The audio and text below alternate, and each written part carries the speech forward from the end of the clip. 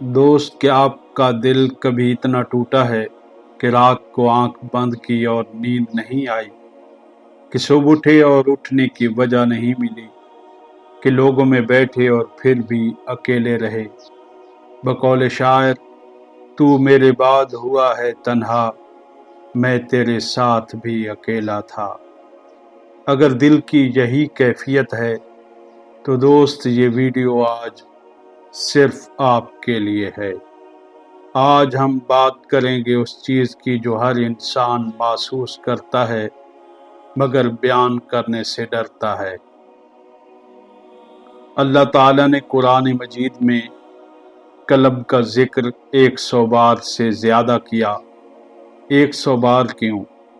کیونکہ یہ محض گوشت کا ٹکڑا نہیں، یہ وہ مرکز ہے جہاں سے آپ کی پوری زندگی چلتی ہے۔ امام ابن قیم رحمۃ اللہ علیہ نے فرمایا، دل کی مثال بادشاہ جیسی ہے، جب بادشاہ صحیح ہو پورا ملک صحیح ہو، اور جب بادشاہ بیمار ہو پورا ملک تباہ ہو۔ تو سوال یہ ہے، آپ کا بادشاہ آج کس حال میں ہے؟ لوگ سوچتے ہیں دل صرف کسی انسان کی وجہ سے ٹوٹتا ہے، کسی کے دھوکے سے، کسی کے چھوڑ جانے سے، کسی کی موت سے۔ دوست مگر دل ٹوٹتا ہے جب توقع ٹوٹتی ہے، جب یقین ٹوٹتا ہے، جب خواب ٹوٹتے ہیں، اور سب سے گہرا ٹوٹنا جب انسان اللہ سے دور ہو جائے اور اسے پتہ بھی نہ چلے۔ قرآن پاک میں اللہ تعالیٰ نے فرمایا، الا بذکر اللہ تطمئن القلوب، سن لو اللہ کی یاد ہی سے دلوں کو سکون ملتا ہے۔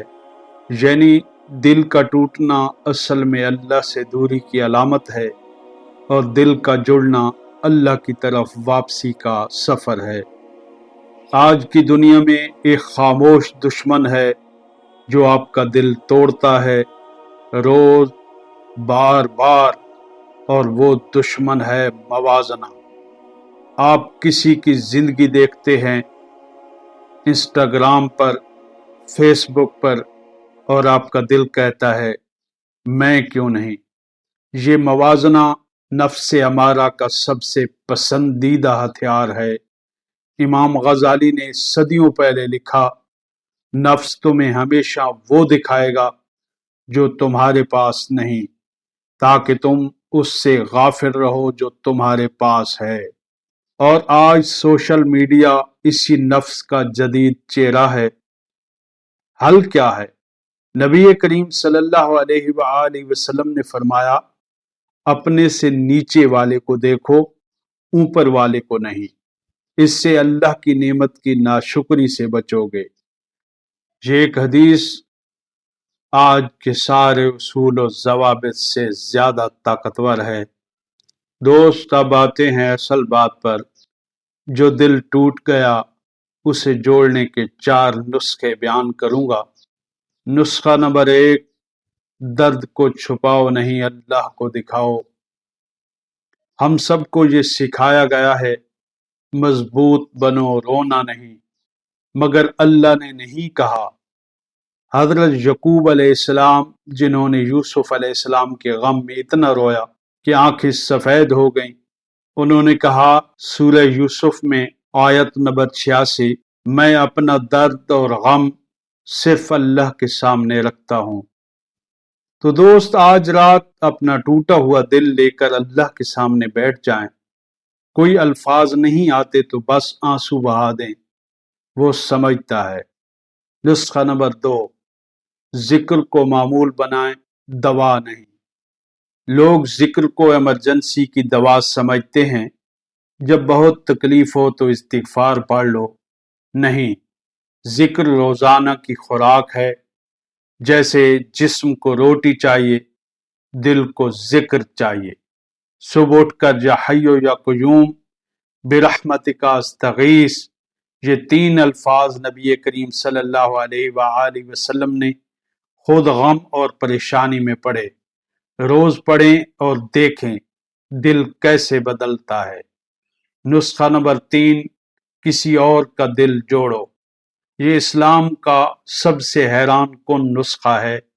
اپنا دل جوڑنا ہے تو کسی اور کا دل جوڑو۔